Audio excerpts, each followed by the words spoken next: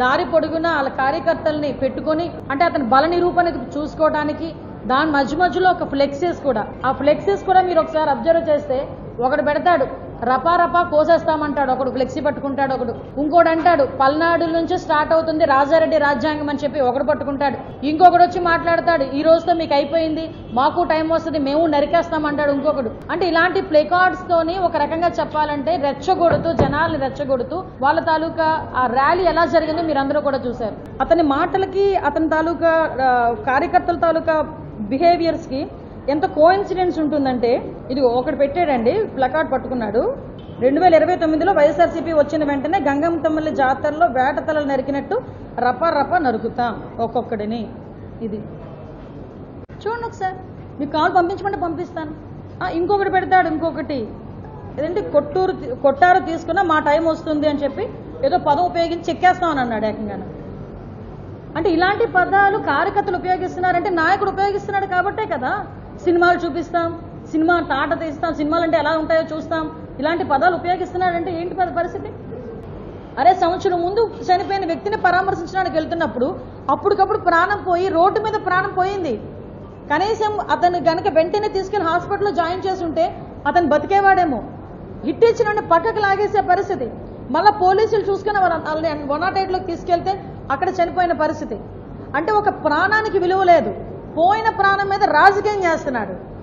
ఇక్కడ క్లియర్ గా మనం అర్థం చేసుకోవాలి అతని తాలూకా సైకో మెంటాలిటీ.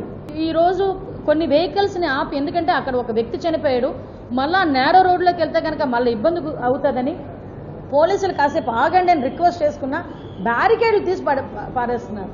అంటే ఈ రోజు ఏదో రకంగా బయటకు వచ్చి ఒక శాంతి భద్రతలకు విఘాతం కలిగించాలని ఒక సైకో మెంటాలిటీతో ఒక నేరస్తుడి రాజకీయ ముసుగులో ఉన్న ఒక నేరస్తుడు చేస్తున్న కుట్రగా మనం భావించుకునే పరిస్థితి ఈరోజు కనిపిస్తూ ఉంది.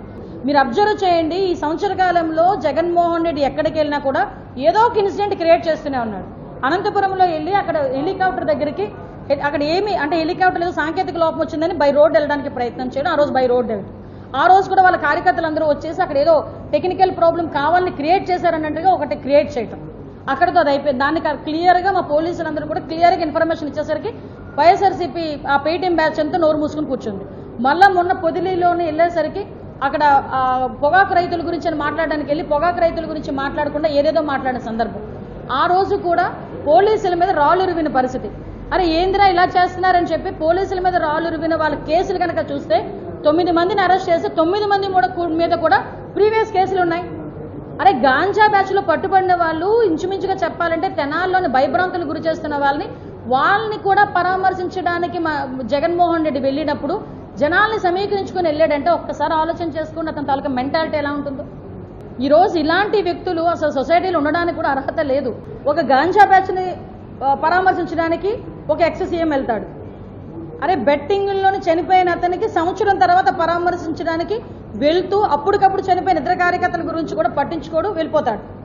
ఓ పక్క నుంచి వేరే పరామర్శకు వెళ్తున్నారని చెప్పేసి ఆ పరామర్శకు వెళ్లి హెలికాప్టర్ సాంకేతిక లోపం ఉంది నన్ను ఏదో చేసేయడానికి చేస్తున్నారని చెప్పి అదొక క్రియేషన్.